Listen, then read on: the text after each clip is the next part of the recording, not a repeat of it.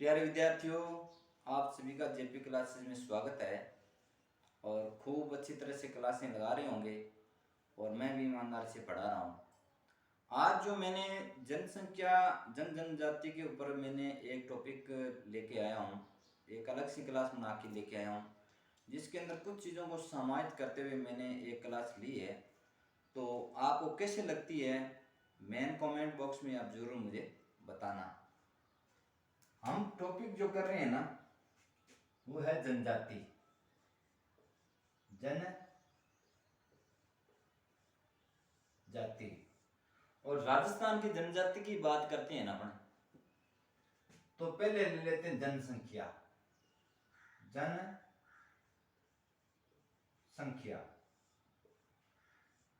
जनसंख्या की दृष्टि से बात करते हैं ना, तो प्रथम स्थान पर है मीणाओं का। किनका स्थान है? प्रथम स्थान है मीणा। मीणा जनजाति है, वो जनसंख्या की दृष्टि से राजस्थान में सबसे ज्यादा है जनजातियों में। और दूसरा स्थान की बात करें, दूसरा स्थान की बात करें तो है भील। भील जनजाति है, ये राजस्थान के जनसंख्या की दृष्टि से जनजातियों में दूसरे स्थान पर है। और तीसरा स्थान जो हम देते हैं, या तीसरे स्थान पर जनसंख्या की दृष्टि से जो जनजाति है, वो है ग्रासिया। कौन सी है? ग्रासिया। जनसंख्या की दृष्टि से मीणा जनजाति राजस्थान में प्रथम स्थान पर है। और जनसंख्या की दृष्टि से जो दूसरी जनजाति आती है वो है भील। और जो जनजाति तीसरे स्थान पर आती है जनसंख्या की दृष्टि से, वो है ग्रासिया। ये तो तीन है जनजाति के आधार पर, जो जनसंख्या के आधार पर। अब जब बात करें ना अपन सहरिया या राजस्थान की एकमात्र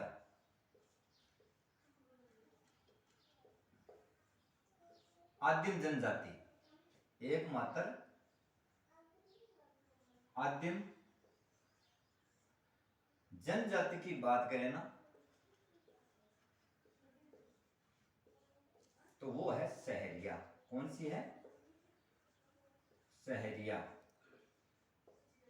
ये जो प्रश्न है ना, ये रीट 2021 के अंदर जो भर्ती रद्द होगी उसके अंदर आया था। और ये प्रश्न और ये पूछा गया था, राजस्थान की एकमात्र आदिम जनजाति कौन सी है? आदिम जनजाति की सूची में कौन सी जनजाति है? तो वो है सहरिया, और इसको सही माना गया है। ये इतनी बात हमने स्पष्ट कर ली। और अब जनसंख्या की दृष्टि से बात कर ली। अब इनके कुछ गांव और जो ढाणी होते हैं, इनके अपने स्पेशल नाम होते हैं, गांव व ढाणी।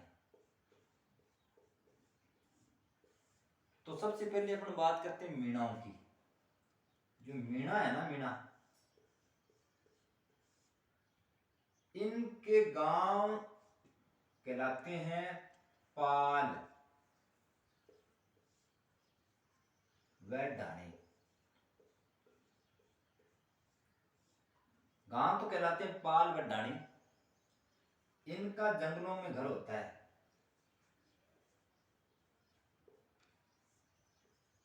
जो जंगला में घर होता है उनको बोलते हैं मेवासे। मीणाओं के घर को पाल व ढाणी कहते हैं। इनके जो जंगलों में घर होते हैं उसको मेवासे बोलते हैं। ये बात मीणाओं से संबंधित है। अब बात करते हैं भीलों की। तो भीलों के जो घर होते हैं उनको बोलते हैं कुएं या टापरा। कुएं या टापरा। कुएं या टापरे के बाहर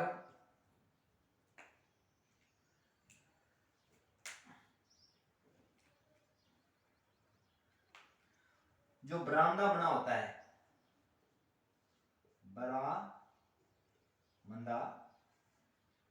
इस कुएं या टापरे के बाहर जो बरामदा बना होता है बिलों के, उसको बोलते हैं डालिया।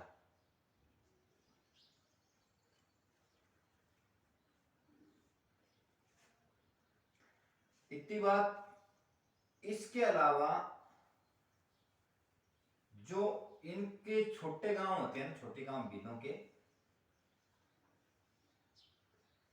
बिलों के जो छोटे गांव होते हैं ना,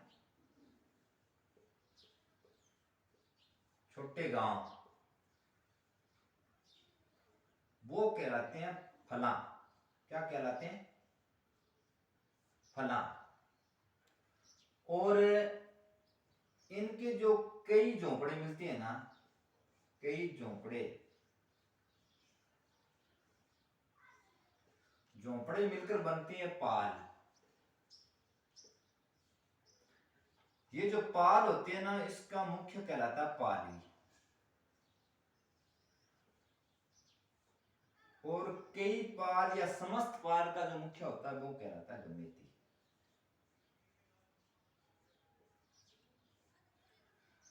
बिलों के छोटे गांव को फला कहते हैं।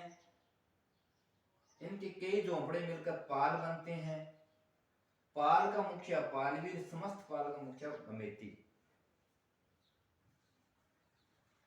इतनी बात हमने देख ली।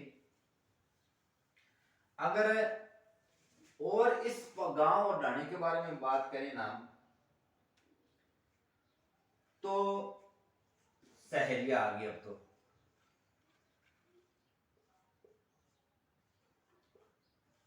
बिलों के घरों को हमने टापरा बोला, और शहरियों के घर होते वो होती टापरी। क्या होते? टापरी। लेकिन ये लोग पेड़ पर मकान बनाते हैं। जो पेड़ पर मकान बनाते हैं ना, या मचान, उसको बोलते हैं गोपना। उसको क्या बोलते हैं? गोपना। सहरिया जनजाति का जो घर होता है उसको टापरी बोलते हैं। पेड़ पर बना मकान गोपना या मचान, जिसको बोलते हैं मचान कहते हैं, या इसको बोलते हैं कोरुआ।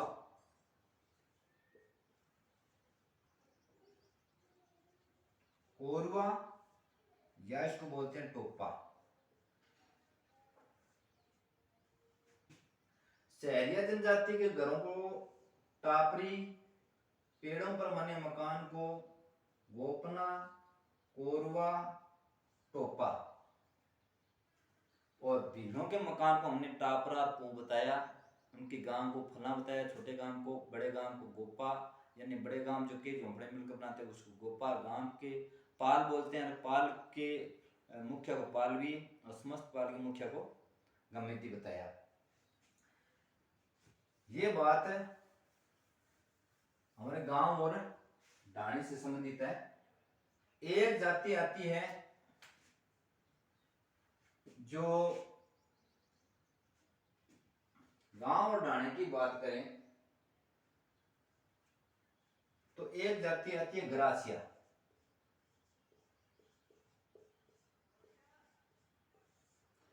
गरासिया ढाणी जो गांव जाति का जो घर होता ना, घर, उसको बोलते हैं फालिया। गरासिया जाति का जो घर होता है उसको फालिया बोलते हैं। और जो गांव को फालिया बोलते हैं। और गांव का जो मुखिया होता है उसको बोलते हैं सहलोत।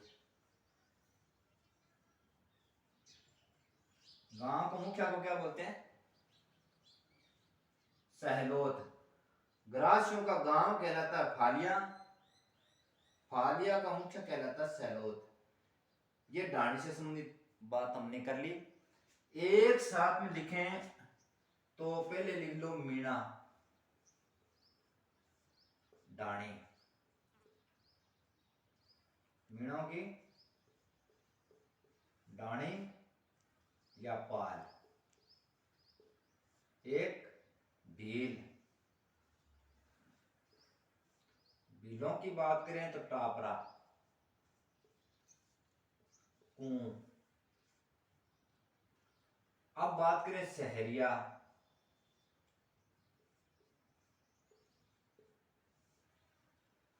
सहरिया की बात करें तो टापरी। और जंगलों पर जो मकान बनाते हैं उसको बोलते हैं गोपना। अब गरासिया की बात करें तो इनका गांव होता है वो कहलाता फालिया, और फालिया का जो मुख्य होता है वो कहलाता सहलोत। अब बात आपके क्लियर होगी, इतनी बात आपके अगर क्लियर हो गई है तो अब करते हैं बात आगे। ये तो हो गया जनसंख्या की दृष्टि से, हो गया गांव और ढाणी की दृष्टि से हो गया। अब इनकी बात करते हैं देवी देवता की। देवी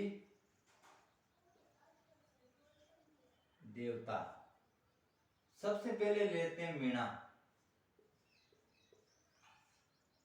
मीणाओं के जो देवता होते हैं वो भगवान विष्णु का जो मेन अवतार है उसको ये अपना देवता मानते हैं। मीन को अपना देवता मानते हैं। और मीणा जाति का एक देवता और भी होता है जिसको बोलते हैं बुद्ध। मीन देवता होता है, एक होता है बुद्ध देवता। अब बात करें भीलों की,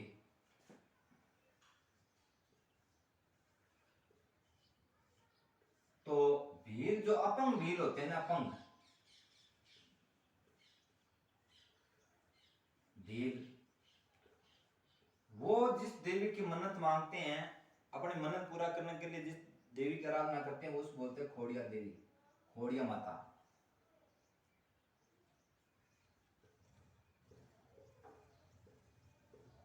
खोड़िया माता, खोड़िया माता के साथ साथ में एक देवी होती है बराड़ी। कौन सी देवी होती है? बराड़ी। और जो भील होते हैं अपने आप को महादेव का वंशज मानते हैं। वैसे इनको निषाद और वो अब मैंने क्लास लगा दी है पीछे, वो भी आप देख लेना। अब भीलों की बात होगी, इनके जो देवी है खोड़िया माता है, बराड़ी माता है। जब मीणाओं की बात कर रहे थे ना पढ़ा, तो मीणा जो भरतपुर के हैं और एक है सीकर के। जो भरतपुर के मीणा है ये पूजा करते हैं दुर्गा की, दुर्गा को पूजा करते हैं। और जो सीकर के मीणा है वो जीण माता की पूजा करते हैं, जीण माता की पूजा करते हैं। मीणा भरतपुर के दुर्गा की पूजा करते हैं, सीकर के मीणा जीण माता की पूजा करते हैं। और आगे आ जाते हैं सहरिया जाति। सहरिया जाति की बात करें ना हम,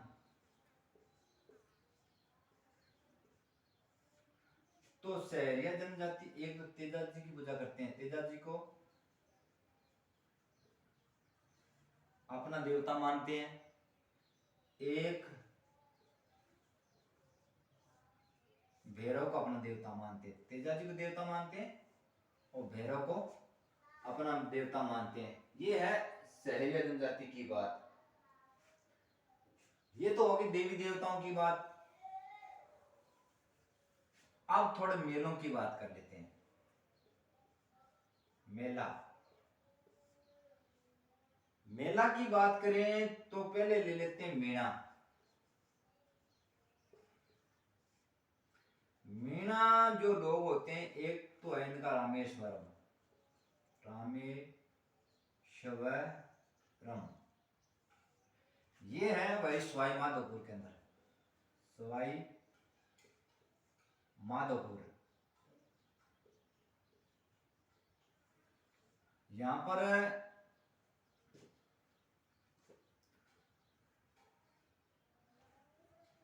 चंबल और बनास और सीप का संगम है। चंबल, बनास, चंबल, बनास और सीप का संगम है। एक इनका है गोमतेश्वर।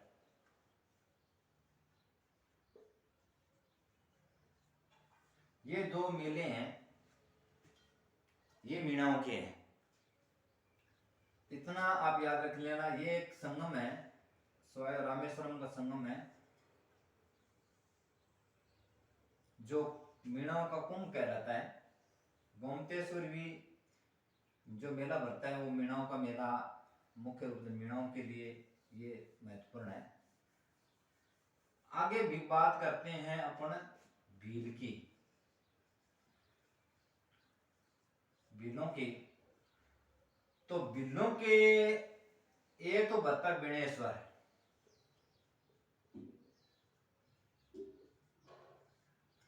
बिनेश्वर ये डूंगरपुर में है। कहाँ है? डूंगरपुर के अंदर है। और इसके अंदर चंबल, चंबल, माही और सोन, इन तीनों नदियों का संगम है। और जो बेणेश्वर का मेला है, इसको आदिवासियों का कुंभ कहा जाता है।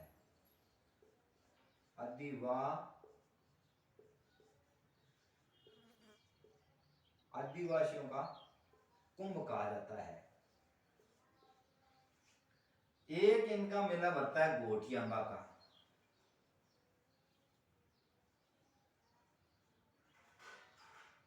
घोटिया अंबा, ये है भाई बांसवाड़ा के अंदर। कहाँ है? बांसवाड़ा। ये दोनों ही बिलों से संबंधित है। अब बात करें सहेलिया।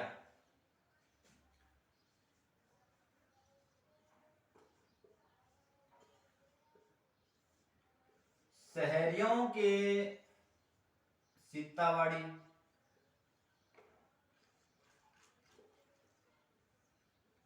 सीतावाड़ी मेला है, ये है शाहबाद 12। या इनका एक मेला लगता है, इसको कपिल धरा के नाम से भी एक मेला लगता है, का मेला। ये इनके शहरीय जाति है, इसके मुख्य मेले हैं। अब इनकी बात करते हैं त्योहारों की। त्योहारों की बात करें तो जनजातियों के अंदर सबसे पहले मीणा लिया हमने, सहरिया लिया, लेकिन त्योहार भीलों के प्रसिद्ध है। भीलों के त्योहार है होली।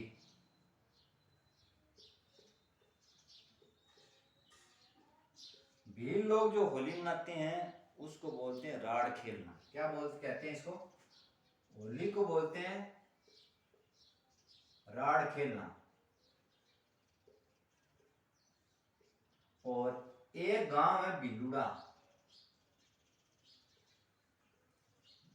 बिल्लुड़ा गांव है, यहाँ पर लठ मार होली खेली जाती है। लठ मार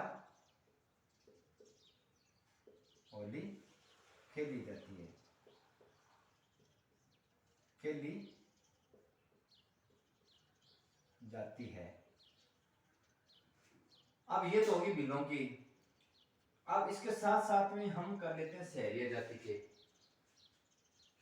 कौन सी? सहरिया। अब सहरिया जाति है, ये भी लठमार होली खेलते हैं। किस कौन सी होली खेलते हैं? लठमार होली खेलते हैं। ये कुछ हमने भी जो क्लास लगाई है, कुछ चीजों को समाहित किया गया है इसके अंदर। भील, सहरिया, ग्रासिया और मीणा जनसंख्या की दृष्टि से, देवी देवताओं की दृष्टि से और मेलों की दृष्टि से, इस प्रकार से कुछ चीज़ों को हमने फैक्ट को एक साथ समाहित किया और एक छोटी सी क्लास ली है। ये हमारा प्रयोग आपको कैसे लगा, मैम कमेंट बॉक्स के अंदर कमेंट करके आप ज़रूर बताना। और इसी के साथ आज की क्लास इतनी। जगदीश प्रसाद को इजाज़त दीजिए। नमस्कार। ज़्यादा से ज़्यादा प्यारे बच्चों, विद्यार्थियों, दोस्तों, भाई बहनों, क्लास से जुड़िए। चैनल में ज़्यादा से ज़्यादा लाइक, शेयर, सब्सक्राइब कीजिए ताकि हमारा ये चैनल चलता रहे। इसमें मैं अपनी ईमानदारी से काम कर रहा हूँ, आप भी मेरे साथ ईमानदारी से जुड़िए। इसी के साथ नमस्कार, जय हिंद।